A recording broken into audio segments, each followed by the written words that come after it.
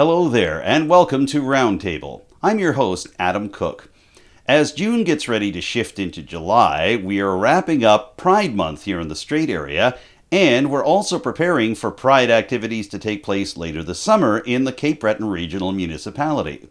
So with this in mind, I've reconvened the Telile Pride panel to take a look back at the Port Hawkesbury Pride activities of the past weekend, but also to focus on issues facing the Two-Spirit and LGBTQIA communities now and into the future. You're going to see some familiar faces on this panel. All three of them have appeared on Telile programs in the past couple of years. One is the facilitator of Port Hawkesbury Pride. Another one is the head of the Cape Breton Transgender Network. And like that second one, the third person we have is a member of the Cape Breton Pride Board of Directors and also ran federally in the most recent election that took place in Cape Breton-Canso. So let's meet our Telile Pride panel right now. We begin with one of the very first people ever interviewed for my Telile work, Taylor Linloff. They are the Port Hawkesbury Pride facilitator. Hello, Taylor. Hello, Adam. How are you? Very good, very good. Good to see you, and good to see you still with us after the busyness of the Port Hawkesbury Pride events that took place just 24 hours before we did this Pride panel. So great to have you along. I'd say I'm still standing, but I'm sitting right now. Yes, exactly. Well, go ahead and sit. Also sitting with us today is the head and founder of the Cape Breton Transgender Network and the education coordinator for Cape Breton Pride, Veronica Merryfield. Welcome back to Telile Community Television. Thank you for joining us. Oh, very welcome. Hi, Adam. How are you? Very good, very good. Great to have you here. And joining us, believe it or not, from Pearson International Airport in Toronto, she was still able to make it in. We're delighted to have back the former NDP candidate for the federal riding of Cape Breton-Canso, and as well the Director of Communications for the Cape Breton Pride Network, Jana Reddick, joins us from Toronto. Jana, thank you so much for coming on board. Hi, Adam. Thanks for having me. I'm really excited to be here again. Well, it's a pleasure to have you here. I want to get things started. We mentioned Port Hawkesbury's Pride events. Taylor Linloff, you have been at the heart of this since the very first Strait Area Pride rally 2 years ago. Tell me a little bit about what you're feeling looking back on yesterday and big activities that were happening all the way around Port Hawkesbury. The amount of love was overwhelming. We had kids join us. We had grandparents. We had families. People from as far as PEI. It was extremely exciting. I'm very honored to have been part of it. And I noticed a couple of times people came up to you and said, I grew up queer in Port Hawkesbury. I know what it was like to feel marginalized. They were really moved by your own remarks at the Strait Area Yacht Club during the barbecue that happened between the parade and the karaoke at Granville Green. What did it mean like for you to be able to have people coming up and thanking you for this type of activity even existing today? I'm extremely humbled. A lot of us grew up without the language, without the role models we needed in life. So I had to become the change that I need in this world, which no one should have to do. But to be able to be in this role was extremely humbling, and being able to share with people like me was it was a healing experience in a lot of ways. I felt very honored and felt a strong sense of community, not just in relation to the town. Veronica Merryfield, this was your first experience with Port Hawkesbury's Pride activities and the Pride activities in the immediate Strait area. You came and spoke on behalf of Cape Breton Pride and the Cape Breton Transgender Network. What did you think of what you saw, both marching in the parade with Taylor and the activities afterwards? Also very humbled. The number of people that turned out, the amount of love and support that was there was just incredible. I was really blown away. You've been involved, obviously, in Pride since you arrived in Cape Breton in 2016, a founder of the Cape Breton Transgender Network, and you've seen the year-by-year growth of Pride events in places like Sydney. You've mentioned Eskasoni to me. Budladek First Nation in Richmond County had its first Pride March just last week. What does it mean for you to be seeing, not just from your perspective of still being relatively new to Cape Breton, but from seeing the events happening in the urban areas, to see it spreading out in rural areas like this? It's absolutely mind-blowing that this is happening. It's phenomenal to see.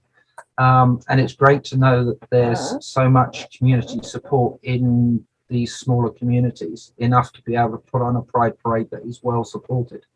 It's glorious to see. Jana Reddick in Toronto, you, of course, were living in Glace Bay the last time we got the chance to speak. You're now based in Englishtown with your family and other small community. What is your sense on what's been happening in places like Port Hawkesbury and in other smaller parts of Cape Breton Island in terms of Pride events? Basically, your thoughts. Well, I think it's great that that the communities are taking on these roles themselves. I remember there were stories of, like, when I would talk to youth or other people that would work with youth in the community, and they would talk about how it was so hard to be a queer person, a trans person, a gay person in Port Hawkesbury or any of the rural areas, because they didn't have anybody and there was nobody around. And to know that, like, people like Taylor are creating a pride that the communities can be proud of, it's something that is, like, my little 15-year-old gay heart would be like screaming at the top of, like, its lungs right now. I started the GSA at Glace Bay High when I was in high school. That was in 2008 or 2009, and that was, I remember I was like the only gay in school, like, and now I feel like every kid that I talk to is a little bit gay or a little bit queer, or they don't have labels. And I guess that's the kind of world we want to be living in, right? Taylor, we've talked a little bit about your own journey. You talked about it again yesterday at the Pride event in Port Hawkesbury. What Jana's saying here in terms of what it was like for her at age 15, I imagine that resonates with you based on your own experience. Yeah, I was definitely the weird queer theater emo kid. I still am the weird queer theater adult now, emo theater adult now, but at least now I feel confident in myself that I can own it. Well, we're so glad to hear that that's the case. Jana, I'm curious about your experience as well, too, not only growing up and seeing the evolution of the acceptance of the Two-Spirit and LGBTQIA community here in Cape Breton, but how far we've come in terms of actual representation within the community. And you ran politically, of course, as we've mentioned, for Cape Breton-Canso for the NDP. It's not all that long ago that the former mayor of CBRM, Cecil Clark, was what was described as blackmail in terms of his own actual homosexuality while running for the Progressive Conservative leadership of Nova Scotia, a prize eventually won by Tim Houston. Clark came in second. He was given an anonymous letter saying, you drop out of the race or I'll out you. And he outed himself. And it was only a few years before, in 1999, that it was front page news on the Cape Breton Post that an NDP candidate in the Sydney area happened to be a lesbian. So just looking at where we've come from and where we're going, what was the experience like for you running completely out for the federal NDP, and how are you accepted as compared to some of these previous examples I've just mentioned? I was very accepted by the community. I felt like, I think because of so much time has passed, and there's people that have been fighting for our rights to just be seen as human for so long, that they've paved a path where me being a lesbian wasn't even something that was like addressed in my campaign, other than me saying that I had a partner and that she and I share a son, and that's our reality. I think that we've come to a place where it's almost like big deal, but that being said, I did see, as we all did, we all saw gay marriage get legalized in Canada in our lifetime, and I also, in my parents' lifetime, my father's Black, my mom is white, and in their lifetime, they saw their interracial marriage get legalized. And I think, as far as we've come and as far as we believe like we've gotten, I think it's very telling as we watch like what's unfolding in the States right now, that our rights are not always guaranteed. And it's something that the representation and the things that we still have to fight for that right. And, it's unfortunate that that's the truth, but that's our reality. And, I'm proud at how far Canada has come, and I'm proud that, I can talk to anybody in Cape Breton, and I usually don't have any problem with people finding out that I'm like queer or anything. But the reality is that it's still something that we could lose. And I think that's an important note to hit on, especially in the political climate that the US is facing, and something that I think we all, as members of the LGBTQ2S community, have a little bit of worry about always. Yeah, I want to get your thoughts on this as well, Veronica and Taylor. And of course, Jana, you're referring to the overturning of Roe v. Wade involving abortion rights and abortion access across the U.S. Justice Clarence Thomas of the Supreme Court saying that it could be just a matter of time before similar revisitations happen in terms of same-sex marriages. Is this a potential slippery slope, not just in the U.S., but here in Canada? Oh, yeah. Yes. These have been hard fought over the last... in the time I've been in Canada since 2005, and a lot of people don't realize quite how recent some of these legislative changes have happened. Gay marriage, I think, was 205, 206. Gender recognition for the entire country didn't happen until 2017, so we're still comparatively new.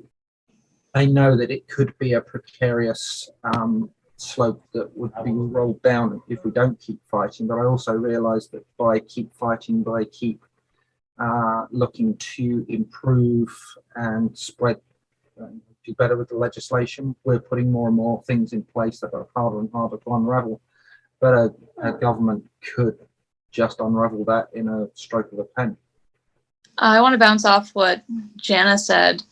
I'm in a straight passing interracial relationship, so as a queer person in an interracial relationship, I am unfortunately very aware of the reality that our rights can be overturned at any minute.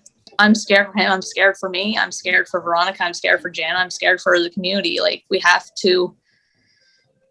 unfortunately, we have to translate queer fear into queer power and queer rage. That's why we have to keep fighting. Like, Pride is not a be-all, end-all of a parade. Pride started with the Compton lunch riots, the Stonewall riots. It was Black women, specifically Black trans women and Black lesbians, throwing bricks because they were criminalized. We have to keep touch with those roots, because without them, we would not have Pride. We would not have our rights. In like the Canadian Charter of Rights and Freedoms, gender and things like that are included in like protected identities or whatever, but sexuality isn't. It hasn't been introduced as part of our rights, and I think that it wasn't too recently, or it wasn't too long ago, I should say, that the leader of the Conservative Party at the time, Andrew Scheer, wouldn't come out and say that he was okay with gay marriage. And, people were really considering voting for that, like the Conservatives at that time. And if, I look at it and I think if that had happened, how similar would we be looking to the United States right now. And so it's that type of simplicity that people, you're voting for what you think will protect your family while also possibly taking away my family's rights, or Veronica's family's rights, or Taylor's family's rights. Veronica, when you came to visit me at Telile just a couple of weeks ago, we talked a little bit about the examples of Lisa Lachance, who is Nova Scotia's first trans MLA elected for the NDP in Halifax Citadel, Sable Island last August. And we talked a little bit about a couple of contestants on the quiz show Jeopardy. Amy Schneider, a trans woman having a terrific run back in the early winter. And more recently, lesbian, originally from Nova Scotia, now Toronto, Matea Roach, having a great run. But during that particular run for Matea Roach, the New York Times had an article about her with a headline to the effect of "Lesbian from Toronto has incredible Jeopardy streak." And there was consternation over whether that was a terrible thing to say and whether she shouldn't be marginalized for being a lesbian, or whether that was the right thing to do and that she should be celebrated for being a lesbian and being out and being open. So I want to ask Veronica first, just your thoughts on whether it's more helpful or harmful to be recognized in this way, or are you just basically waiting for the day that this type of thing isn't mentioned in a headline at all? You bring up the very interesting point that it shouldn't be mentioned at all, because when I do some of the stuff that I do and talk about acceptance, one of the things I follow that up with is that I long for the day where I don't have to talk about acceptance because it's the default. I think the thing about Matea Roach was really that she should have been in control of what was said in the media. And I don't know whether that was something she was wanting to be carried in the newspapers or not. In the same way that I think it was NPR worded it very badly, as though she was a private tutor for lesbian youth only, but that was an oddity of the wording. It should have been up to Matea, and that was hers to own. Representation is a really important part of the story too. If you don't have contact with somebody in a community, whatever that community is, how can you understand the daily ins and outs of what's required, what that person has to go through as part of that community, whether that's a 2S LGBTQ plus community or whether it's some other community. And visibility generally is really quite important for kind of that exposure for everybody. We're all in this together. Hypervisibility is a very real thing, as well as being silenced and being degendered or desexualized, etc. We have to be able to be in charge of our own narrative. I've been misgendered many a time in papers and things like that, just out of people expecting me to be a woman. And so I'm very, very open about being non-binary so that I'm not misgendered as a feminine looking person. But the visibility definitely comes with its own challenges. You're opening yourself up to homophobes, to transphobes, general queerphobes. A lot of laugh reacts in the comment section on Facebook. Self-care is not going into the comments about yourself. It's for your own good, honestly, half the time. But the main thing is that we have to, it's up to the person. Like, some people want to keep their sexuality, their gender orientation private, things like that. But it's not our place to choose for them. It's only our place to choose for us. And I will come clean as one of the media people who has misgendered you in previous interviews. So still working on it. Thank you for correcting me, and thank you for making it clear as to what your pronouns are. Thanks, Adam. Jana, your thoughts? It's interesting. I was just reading a book about it's a long story about what kind of book it is, but they talk about the importance of understanding that we are private individuals and our actions are what's like is what is public, you know, who we are, our private lives, we have that right as citizens, as humans. Our actions can be considered public, but our personality, who we are not public, you know. And to take, you know, just because Mateo was on um, you know, a game show on television doesn't mean that she's all of a sudden a public figure.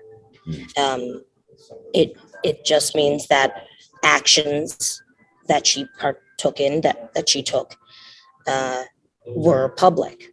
But that doesn't mean that the media gets to own her story and tell it and investigate her and do all these things. It's one of the biggest problems with um, media and uh, you know, that 24-hour news cycle and all these things. And that can, like, that's what creates this ownership, that we believe we have ownership of people. And you know,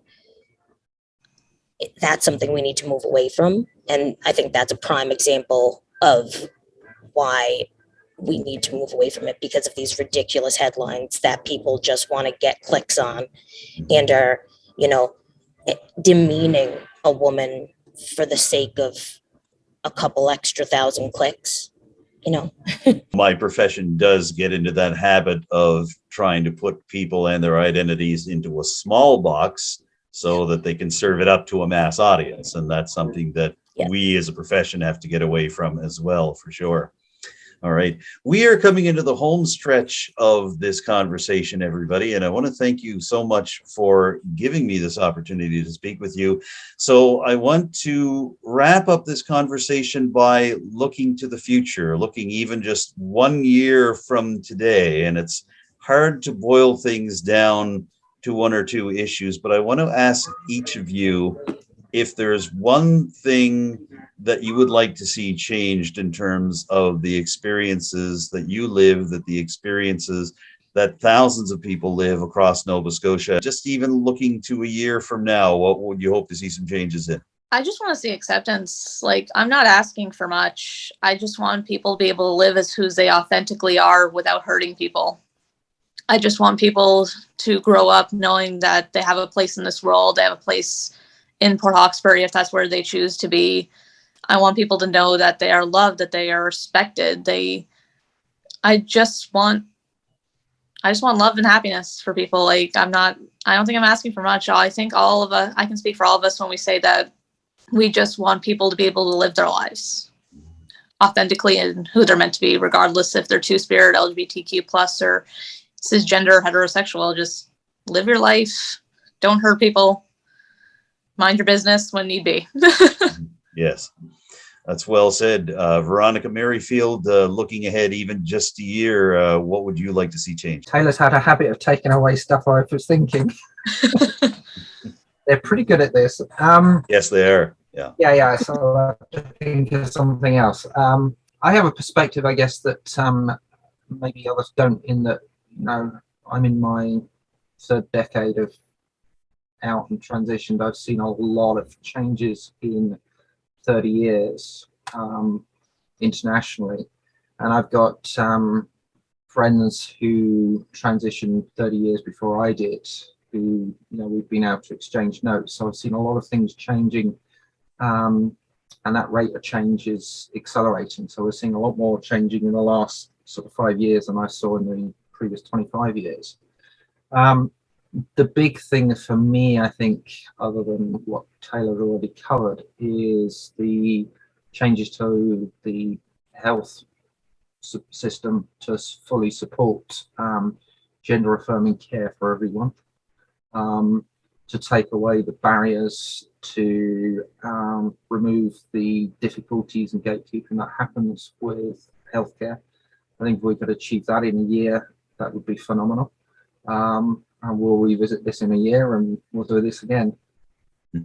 Yes, exactly. And we'll look forward to seeing what does come within the next year.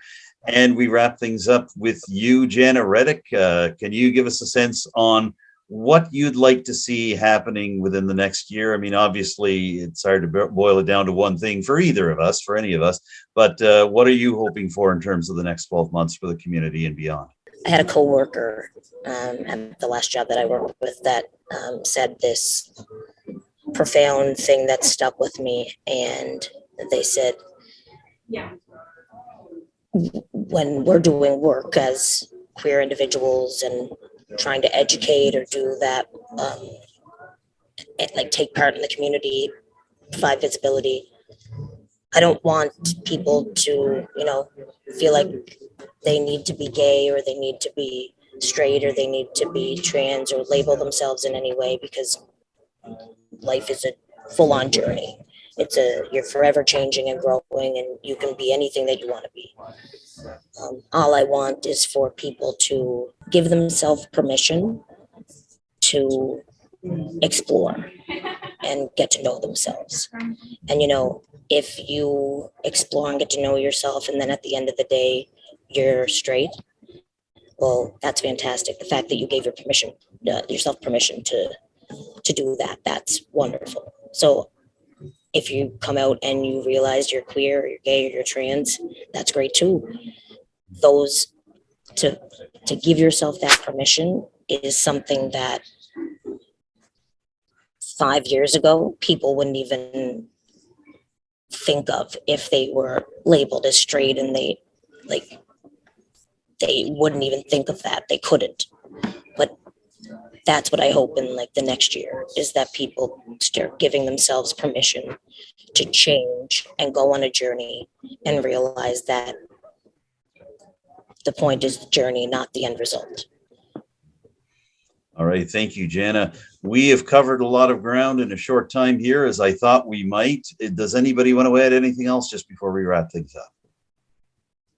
If I could bounce off what Jana said really quick again. Sure. If you take that journey that Jana mentioned and you do find out that you're cisgender straight, that is in its own way helpful to the Two-Spirit and LGBTQIA plus community, because you've gone through that journey and you have more compassion, more respect for people like us, because you've seen not exactly what we've gone through, but you've gone through steps that we may have gone through. So if you do go that journey and you find out, yeah, no, I'm exactly who I thought it was, you've learned more about yourself than you thought you did. I just want to say that Pride Cape Breton down in the CBRM is August 5th to August 11th. Check out the Pride Cape Breton Society page if you want to see the events we got coming up. We have a lot of them. Yes, that's what I understand. And we're looking forward to that as well. This has been a very thought-provoking and occasionally difficult conversation, and I think that's the kind of conversation that we need to have about these issues. So thanks to each and every one of you for joining me for the Telile Pride panel. I really appreciate your help. Thank you, Adam. Thanks for having me. Thanks, everyone. That was awesome. Yeah, Yes. No trouble at all. Taylor Linloff is the Port Hawkesbury Pride facilitator. We've been speaking to them from Port Hawkesbury. Veronica Merryfield is the founder of the Cape Breton Transgender Network. We've been speaking to her from Marion Bridge. And joining us from Toronto's Pearson International Airport, defying the odds to be a part of the panel, Jana Reddick is the Director of Communications for Cape Breton Pride. And there you have it, folks. That wraps up this week's edition of Roundtable. Thank you for tuning in, and thanks once again to my Pride panelists for this week's show, Taylor Linloff, Jana Reddick, and Veronica Merryfield. And thank you as well to Veronica for some technical assistance on the production of this show. If you have any thoughts about what you've seen over the past half hour, or some suggestions for future panels on Roundtable, you can contact me directly, or you can contact Telile Community Television in Arishat. And don't forget to follow Telile on social media. For now, I'm Adam Cook. Thank you once again for tuning in to Roundtable this week. I look forward to seeing you again soon with a brand new show. Bye for now.